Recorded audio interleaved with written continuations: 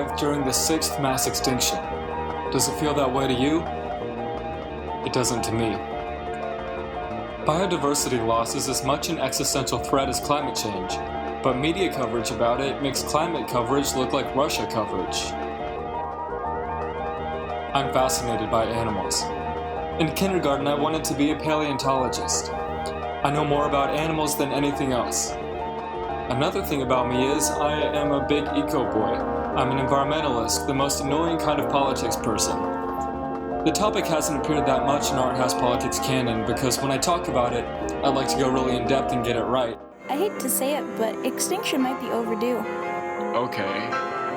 Hot take. But here at the zoo, I want to meditate on some ideas in response to this Zero Books video. Zero Books publishes books to challenge ideas in the left, and they have a great YouTube. Watch their video right now or after this one is done.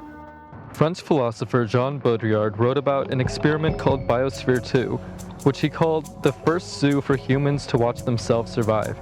It was a giant dome in the middle of the desert that simulated all the planet's climates. Of course, it could never come close to reverse engineering ecosystems that are the product of all of Earth's geological and biotic processes. If you hope to escape there while Earth burns, give it up. It was run by none other than Steve Bannon, the reanimated corpse who ran Breitbart, became friends with Trump, and is now running a white nationalist summer camp in Europe. In 1994, 2 crew members opened Biosphere 2, contaminating it and sabotaging the whole project. Someone should adapt this story into a movie. Neoliberal environmentalism is Biosphere 2, a managerial attempt to isolate nature and control it to suit our needs. We need to dismantle those ideological assumptions that allowed a tiny ruling class to sign billions of people onto a suicide pact. First, humanity is not separate from and in opposition to nature. You're not so different, you and I. The popular frame that humans are destroying the planet is bad for a few reasons. It creates a misanthropic ontology that turns environmental collapse into a self-fulfilling prophecy. After all, if humans are just pollutants, there's nothing we can do. And it motivates eugenic and genocidal anxieties about overpopulation, even though equitably distributed resources could cover everybody. And it's just empirically wrong. The people most impacted by climate change, poor people, indigenous people, the global south, have very low carbon footprints. And as you likely know, 100 companies are responsible for 71% of global emissions. So the problem isn't any essential fact about humans. Many societies have shown that living sustainably is possible. Neoliberalism sanitizes an ecocidal economy and shifts the locus of environmental destruction onto individuals. That leads to garbage policy focuses like banning straws while corporations create mountains of waste. This is not an excuse to ignore your personal consumption. We should understand ourselves and our communities as parts of nature. The human-nature binary itself is upstream from environmental destruction. Doug's video criticizes a characterization of biodiversity as a library of life. The view of nature as separate, pure, and frozen is incongruent with how ecosystems, human societies, and their interactions have grown and changed. Doug also brings up the humans are lobsters school of thought, getting more popular every day. I think separating people's animal versus social nature leaves the door open for those kinds of naturalistic fallacies. For example, the skull-obsessed kids of the alt-right believe there are significant genetic differences in human faculties among races. That comes from a messed-up view of nature, not properly done science. Gender and sexual minorities are thought of as unnatural or freaks of nature. European settlers believed African slaves were literally a less human species. You get the idea. Doesn't look that fast to me. Western thought also spatializes nature. Nature is a place. Our houses and cities are outside of nature because the wilderness that was once there was cleared and that land was developed. I'm sorry, if you got spiders, if you got mice or pigeons, even people, that's an ecosystem. We see nature as places like the Amazon, the Arctic, the Sahara, exotic vacation spots. And what does that mean for the people living there? Nature is also temporalized. Nature is a time. Now that we've industrialized, killed 60% of non-human life, and made up for all that biomass with cows, there's less nature than there was before. Silly ideas about nature are signified in subtle ways all around us. Nature is unique, authentic, pure, and also delicious. These ideas can result in reckless destruction of the very nature we're a part of, and even, stay with me here, lots of killing. Wilderness is thought of as a wondrous world to go off to and explore. But before the 19th century, Western thought mostly saw it as threatening, unused wasteland. The dominionist view that God created nature for us to use justified an oppositional and extractive relationship, which has been replicated into colonialism. America's manifest destiny was to clear out the wilderness as it moved west, and the indigenous people living there along with it, to make use of the land. When America expanded past the West Coast, its mission was to civilize all savage people, develop their wasted land, and get very rich doing so.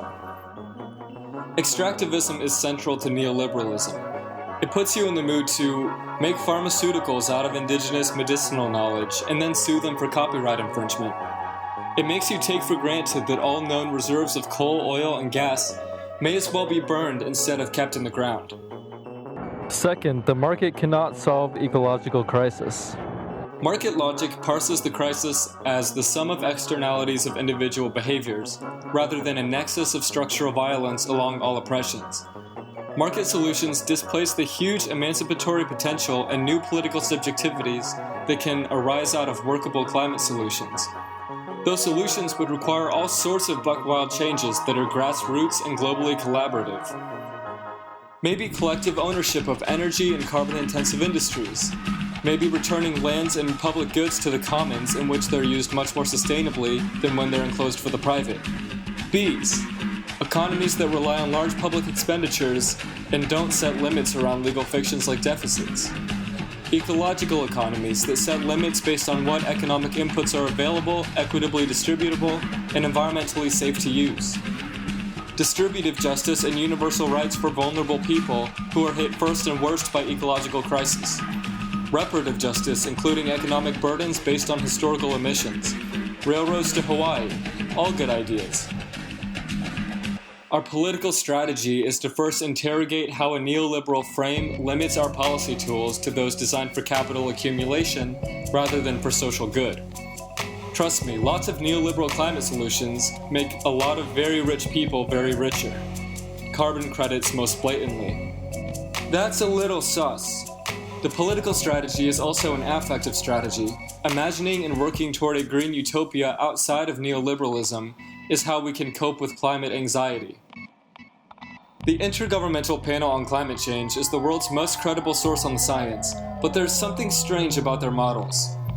Of all scenarios considered likely to contain climate change to 2 degrees Celsius, none assume a rapid restructuring of global economic and political systems, but they all assume large-scale, economically and technologically viable adoption of negative emission technologies. This tech, most notably BECCS, or bioenergy plus carbon capture and storage, takes carbon out of the atmosphere. It would be an essential part of an eventual carbon-neutral economy.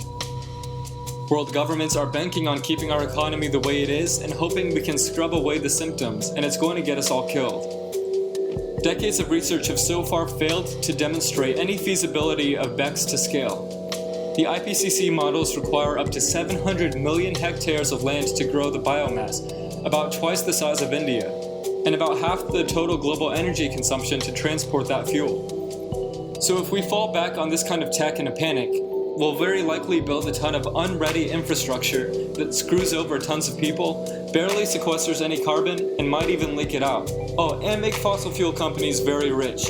Yeah, fossil fuel companies dominate climate pedagogy and policy design, and they're working very hard to insist we don't need a rapid renewables takeover because we can just capture that carbon.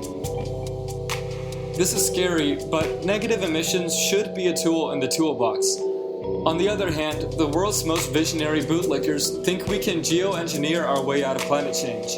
In other words, make the whole planet into Biosphere 2. This is the logical endpoint of environmental managerialism, full omniscient control. Geoengineering is literally the worst thing we could do, so it's probably what will happen. The reason the IPCC is centering our climate plan on an outrageous gamble, the reason why the brilliant technocrats leading the liberal order govern like climate deniers, is that neoliberal capitalism is at odds with the habitability of the biosphere. At the same time, it's considered universal, and market individualism is considered inevitable. So the only lens through which ecological crisis is understood carries the same assumptions that brought it. Neoliberalism thinks we can either price out externalities, innovate our way out, or sell a bunch of 100K Teslas to rich people. That's it. That's all it has. Solving climate change with tools of neoliberal governmentality. Solving ecological crisis with ecological economics. Finally, solving climate change is not enough. While you were busy looking at climate change, what's that around the corner? It's Biodiversity Collapse. A huge UN report on biodiversity landed a few days ago. It's approved by 131 nations, including the US. And that says something, because the United States is the type of country to vote nay on a resolution for a right to oxygen. Our rate of species extinction is tens to 100s of times greater than that of past extinctions. That means the biosphere cannot bounce back from the Holocene extinction, or Anthropocene extinction if you like, as it has before. Only a quarter of land is ecologically operating with minimal human interruption, and the oceans are boiling. Biodiversity hotspots are declining faster than elsewhere. Extinctions are natural, but to any humanist thinker, this is an apocalypse. Here's something to scare my neolib friends. The nature of the Americas provides $24 trillion of non-monetized value. We're losing ecosystem services that provide food, water, energy, medicine, and culture. 4 billion people rely on natural medicine, and over 3/4 of food crops rely on pollination.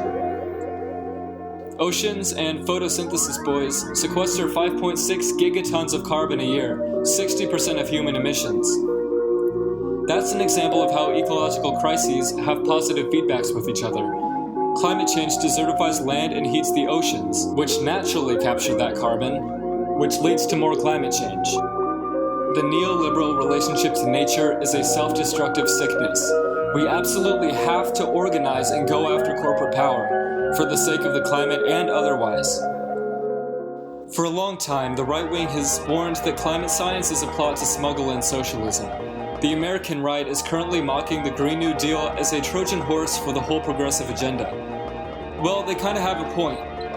Environmental protection is often just an item buried in a laundry list of issues, but ecological crisis probably results in part from the issues you care about, and it's probably an increasingly dominating factor in them. In fact, if I may be so bold, it's time to filter all politics through the question of climate justice. I know, everything's always about your own pet issue, isn't it? In other words, if you're a socialist, you're now an eco-socialist. People don't think a better world is possible, and they're scared of change. That's what's so revealing about silver bullet climate solutions. But status quo political and economic systems sure as hell won't survive ecological collapse, so change is coming whether you like it or not, managed deliberately or accidental. In a sense, it would kind of suck if the utopians were right, and Environment LLC would swoop in and save the climate. Because as we face down organized human society's biggest ever challenge, within all this loss is our biggest ever chance to remake the world. We are in the worst timeline, and ecological collapse might be the kick in the ass we need to fix it.